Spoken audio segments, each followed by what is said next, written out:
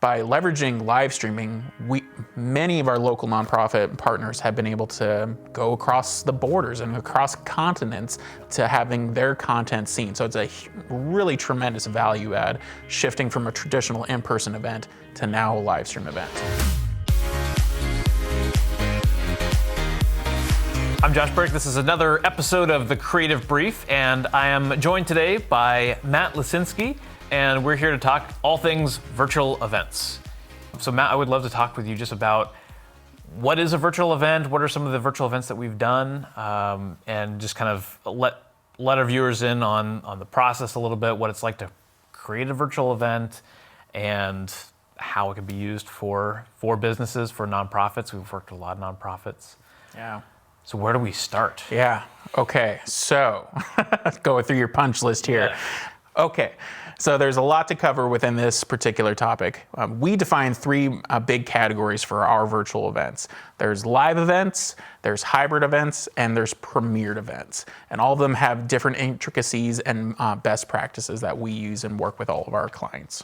Great, so let's take those one at a time and kind of break those down. So we have the first thing is the live event. This is you turn on the camera, you are in studio or you're on location, and what you are doing on camera is going out to the world live, broadcast style. It is live. It is live, yeah. And we've done a lot of those. They're a lot of fun, yeah. And it's a great opportunity to really engage your audience in a real-time capacity.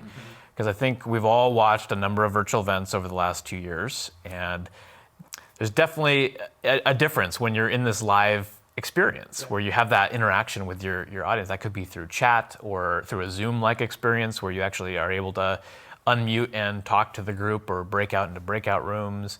I'd say, for those live experiences, you really want to look for how can you engage? Is it worth being live? Mm-hmm. Is it worth having that live experience where you're going to have that engagement?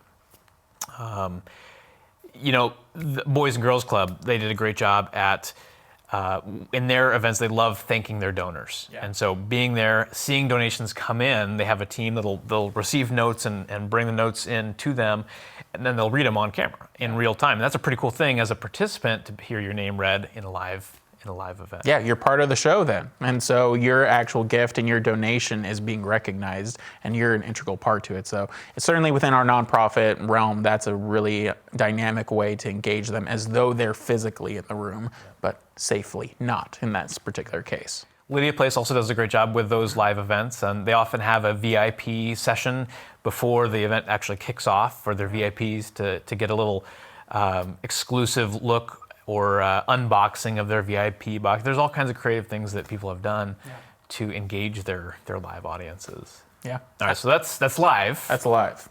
Yeah. So if we move on to the next thing, one of the other common deliverables that we're providing is this pre-produced or premiered experience. Mm-hmm. So that's where we're filming everything. We can edit, we can have multiple takes, and it's sometimes you can view it as a bit more refined of, we're able to take multiple takes, like I said, and we're splicing in some pre-produced segments that were all completely planned out. And so depending on your personality, if you don't want to be live on camera, this is a really great option to have multiple takes and multiple chances to work over it.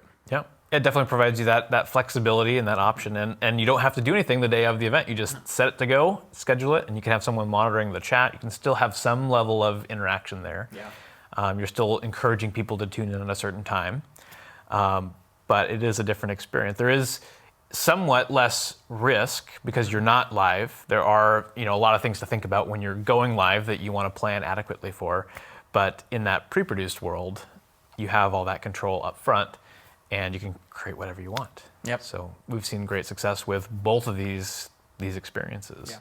And then in the middle, if you wanted to look at it this way of our hybrid events where we are bringing in a small audience and then still live streaming out to the masses, if you will.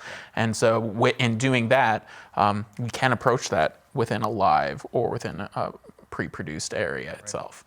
And with how COVID is changing and morphing, and we anticipate that there's going to be more in-person gatherings, hopefully soon, where you'll be able to gather with a group of people and have a smaller room of audience members or participants, but then you can also reach a much broader network of people online through live streaming. Yeah, and to put a pause on this and the entire scope of actual live stream events, this is one of the biggest benefits we've seen over the last 2 years. Of locally here, about the biggest ballroom that you can rent is about probably, I'd say, 400 capacity space in terms of a fundraising event.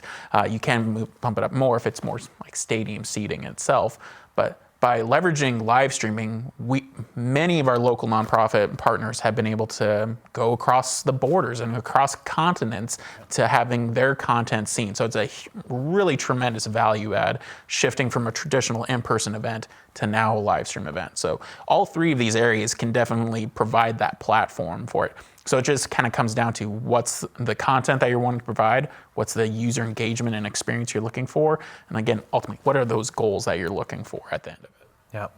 And I mean, let's talk about value here for a second. I mean, with a traditional event, you've got all of the overhead costs of venues and food, catering, all of the costs that go into putting together a big gala or fundraiser.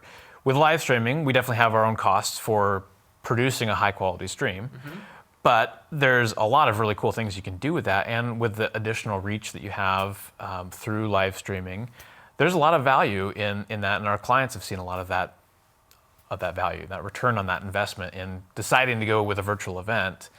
I think we've even had some clients that say, we want to go forward with virtual events and let's leave some of these in-person engagements behind because this is so much easier and more effective because we're able to reach a much broader audience. Yeah, I mean, when you're looking at in the lens of an event planner, it is different than a traditional in-person event, but there's a lot more narrowed focus of what are the things that you're responsible for.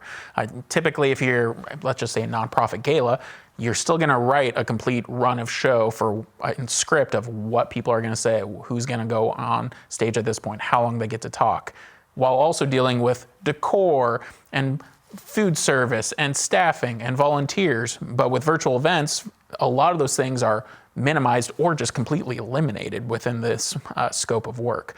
So if you're already creating the run of show document of who's saying what, that's a lot of the work that is needed within our clients. So moving over to this, like I said, you're able to completely explode with your potential attendance of who's going to view it and what's the impact. But then if someone's not able to make it that night, there's the ability to have that playback and have it be an evergreen piece of content so they can engage with. Before or after, you're able to do potentially a sizzle reel of what's happening, pulling out the highlights of the event. You can do donor thank you acknowledgements, for after the event itself. There's so many ways that once you capture this content or physically get into our studio or on location even, we're able to then really slice and dice and maximize the investment. Right. And really, truly, our team makes it really easy to go through and create a virtual event, create this experience for your audience. You don't have to be a broadcast professional to do this. We work with plenty of people who are leaders within their organization or spokespeople for their organization who can come in with a little bit of our support and training. We can get them comfortable in front of camera, and we've got teleprompters and all kinds of other support in studio available to make this a really streamlined, professional experience, and it's great. Yeah, that's one of the larger misconceptions I would say about video production is that you personally need to be an expert in it. False. You don't. That's our job to be the experts in that field, and we're eliminating any of those obstacles or hurdles that you have to go through. So that way it is super easy for you, and we're there with you step by step of the way in the process. Yep. And it's your brand, and we maintain that voice of your brand and the feel of your brand, and we work with you, to come up with what feels right for your organization. Yeah. Great. Well, there really are so many ways to leverage virtual events. We've produced a lot of them, and we've got some great capabilities in our studio downtown, and also our support on location that we can provide live streaming from. So if that's something that your business is interested in, or organization, nonprofit, we'd love to talk with you about that and do a discovery meeting, look at your goals and what your needs are, and figure out a way to help you meet all those goals.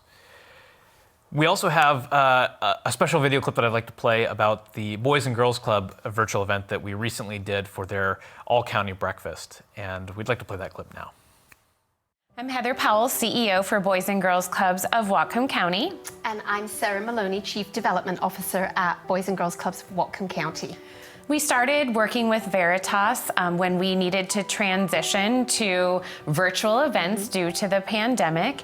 We reached out with really grand ideas, and Veritas was very quick to say, we're absolutely willing to partner with you to help make your vision a reality.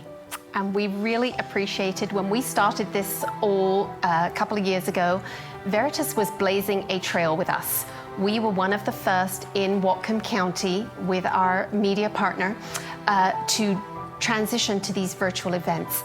And their team has been a fantastic resource for us. From pre-planning to set design to execution on the day, no attention to detail escapes them. And that has been particularly valuable as we delve into this new world for the first time, really having no previous experience of working behind the camera and what that means.